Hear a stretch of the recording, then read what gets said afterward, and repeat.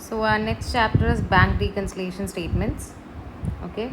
So before moving on to that, you need to know what is cash book, what is bank statement, right? So cash book is something that you have already learned in the previous chapters, where you record everything that happens in your bank account to the bank book, all right? And bank statement is something that the bank gives you once you make your transactions, or if you want to, you can actually avail a bank statement for the transactions that you have done so far from your bank account, from your bank, all right? So when you're going to compare these two things together and make a statement out of it, or make a reconciled item out of it, then that is the bank reconciliation statement. Okay, now you need to know something, or you already know, I would say, that is all the cash book is recorded in terms of double entry system, right? Okay, and this is something that the ledger accounting system of the company would have, all right? Now whatever is being debited and credited in cash book is actually the other way around in the bank statements. Next is the purpose or nature of a bank reconciliation statement. See, cash book is something that the business would keep in itself in order to record all the cash transaction and bank transactions that happens in the company, right? So the same way the bank transactions would also be recorded in a different statement called bank statement, all right? Okay, and this is what the bank prepare. Okay, and when you look into the perspective, from the bank's perspective, it is a liability, all right? So any balance that we keep with the bank would be a liability to the bank, because bank has to at a point of time give you that back, right? So everything that we recorded would be in an opposite perspective when you look into the point of view of the bank, all right? Okay, now there are many things that happen which may cause this differences, or this amount variations between a cash book and a bank statement, right? So some of the differences are just listed below so that you can understand, all right? So ledger account by the bank is always kept in the opposite way, that is prepared by the cash book, right? Okay, and this is because from the bank perspective view, as I have said before, it should always owe money to the depositor, right? So bank would always show the bank balance of the client in a credit balance, because that is something that the bank owes the customer, all right? Clear? So for the bank, it is a liability that it should pay back to the client. Okay, now there might occur timing differences, right? So we might have recorded a check in the cash book, all right, but this particular cash is recorded in the cash book as soon as it has been dispatched, right? Okay, but when we take that check into the bank, it might take a few days in order for the bank to process that amount, okay, whether it is a deposit, whether it is a payment, all right? So timing differences would occur. Okay, and third thing to notice is that all the interest from the bank statement directly goes from the bank, right? When you deposit, when you are taking a loan from the bank, what would happen is your interest is directly taken away from the bank as a debit, right? Now as in the business, or as in the cash book, you don't know whether or not this interest has been charged, right? So you may not have reflected this in your cash book, okay, and such timing differences would occur, all right? So such differences that occurs should be adjusted, right? So we should adjust in a way that our bank statement and our cash book has an agreed balance with one another, all right? So all the differences would be reconciled, okay, with the use of a bank statement reconciliation. Now, there are three types of differences that might happen in a bank statement and a cash book, all right? Out of that, first one is unrecorded items, second one is the timing differences, and third one are the errors, all right? So what is a unrecorded item? Okay, so all the unrecorded items are items that stay unrecorded. That is, as in the meaning itself, it is unrecorded in the cash book. Alright. So, what do we do in order to record this item? We simply go through everything that we would do initially when we record things in the cash book. Alright. So, the main thing to notice is that they are not recorded in the cash book, so we have to record it. Okay, and this unrecorded items would be an example of the interest that is being charged by the bank charges charged by the bank, and any check that has been deposited or made for payment and it's dishonored. Clear? So all these items would be unrecorded because as of now the cash book is unaware or the business is unaware that such a charge or such an amount exists. Clear?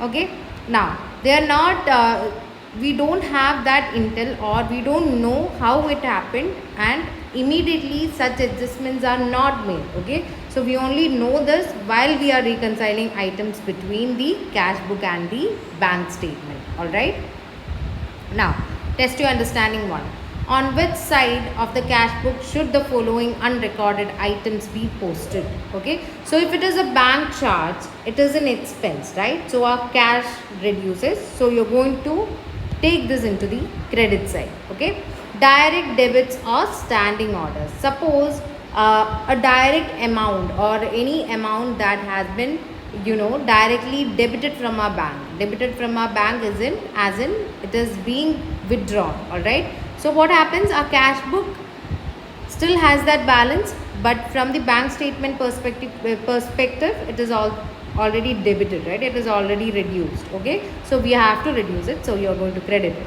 Okay, now direct credit. Suppose something has happened, okay, and maybe our customer, without our knowledge, they have paid our money, but they have paid it in the bank, right?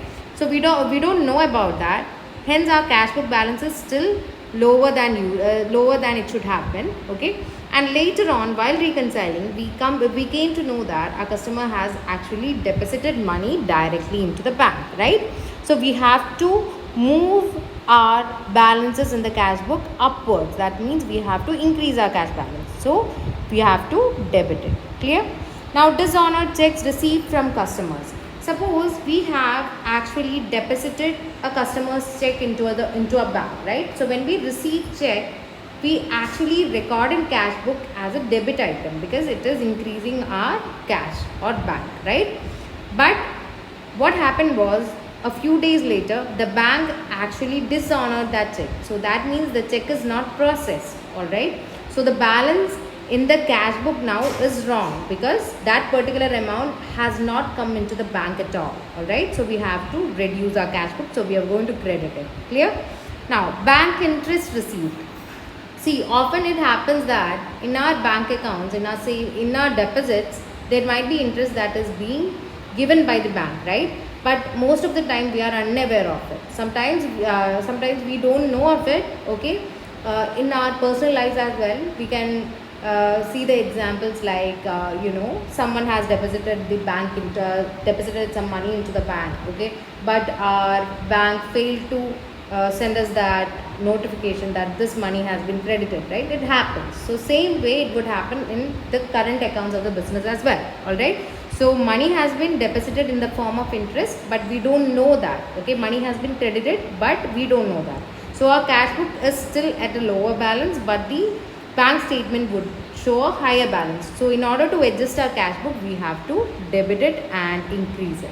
Understood? The next differences or next item that would cause variations in the balances between the cash book and the bank statement would be the timing difference. Okay, so here we are going to adjust the bank statement because everything happens because the bank has not processed certain transactions. Okay, so timing difference actually happens for the following reasons. First one,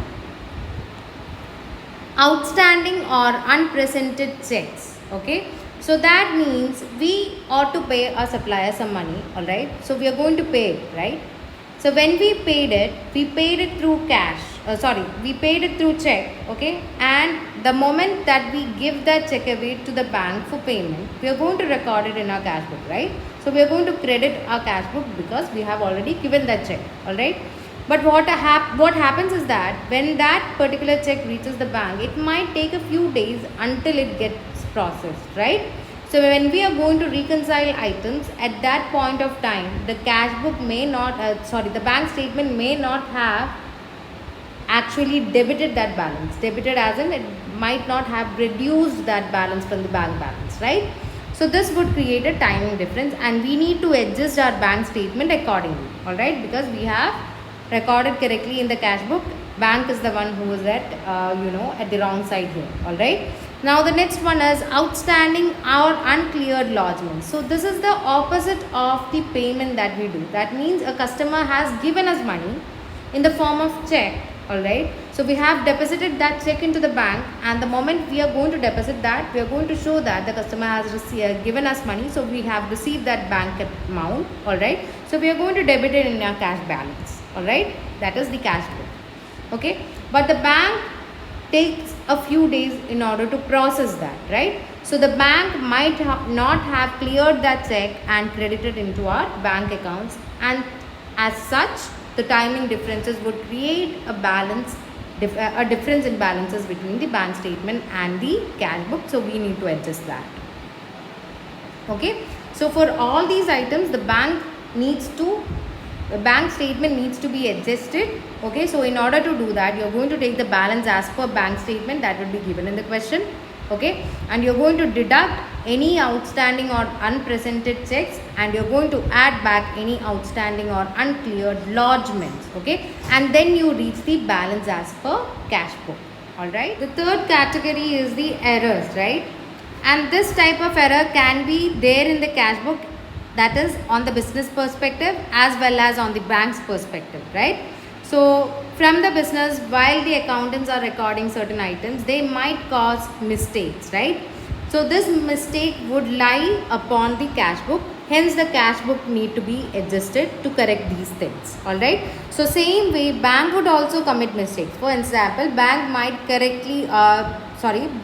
incorrectly deposit someone's amount into our amount, right, into our bank balance, and this would create a mistake and variations in the balances between the cash book and the bank statements, all right?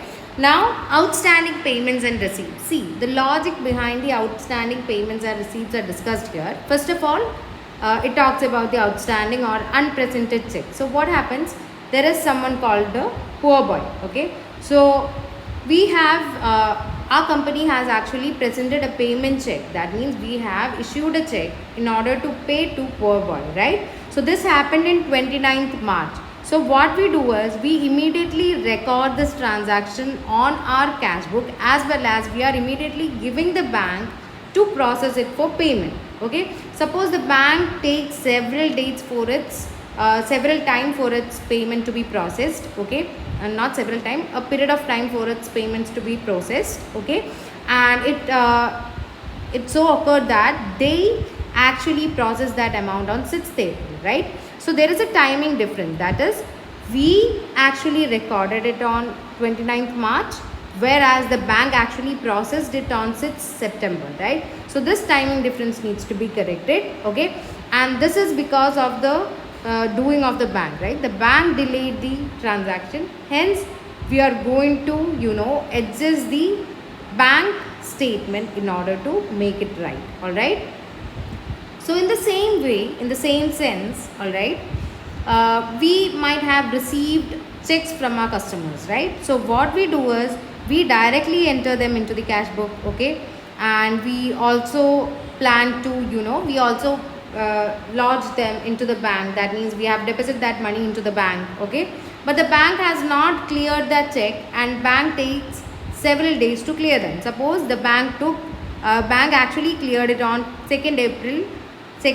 So what happens, on 31st you have already recorded the amount, but it processed only on 2nd April. That is, it is on the 2nd April that our bank accounts are going to be credited with that balance, okay? When I say bank credits, it actually means that our bank balance is going up. Clear? So here also the cash book is right, because as soon as the amount or the check was received, the cash book actually recorded it. But since the bank transactions takes time or it gets delayed, the exact amount wouldn't be reflected in the bank until a few days more, right? So there would be differences. So we need to adjust the bank statement for it. So this is the pro forma of how you're going to adjust the cash book as well as how you're going to adjust the bank statement. Alright. So here you are going to have the balance brought forward, okay, and you're going to make adjustments that are required on the debit side. You're going to make the adjustments that are required on the credit side, and then you take the revised balance carried forward and you are going to brought forward it, okay. And then the bank reconciliation, and in the bank reconciliation statement you're going to take the balance as per bank statement. That would also be there in the question, okay.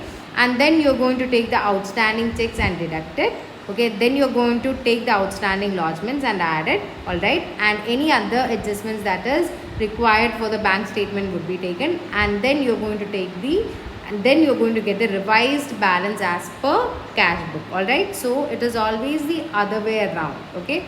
Here you get the revised balance as per bank statement, you get the, here you get the revised balance as per cash book, alright. Now there are certain things that is to be noted, okay. Sometimes there might be overdrawn balances on the bank statement, that is the bank statement balance would always be a negative amount if it is overdrawn, that is the overdraft would create a negative amount instead of a positive balance here, alright. Now this should also be noted that there are debits and credits that would be there in the question in regard to the bank statement. So we have to correctly identify what had occurred in the bank and correctly do the adjustments, alright. Now also that there are going to be aggregation of the deposits that is being made into the bank, so we should also be careful about that as well, alright.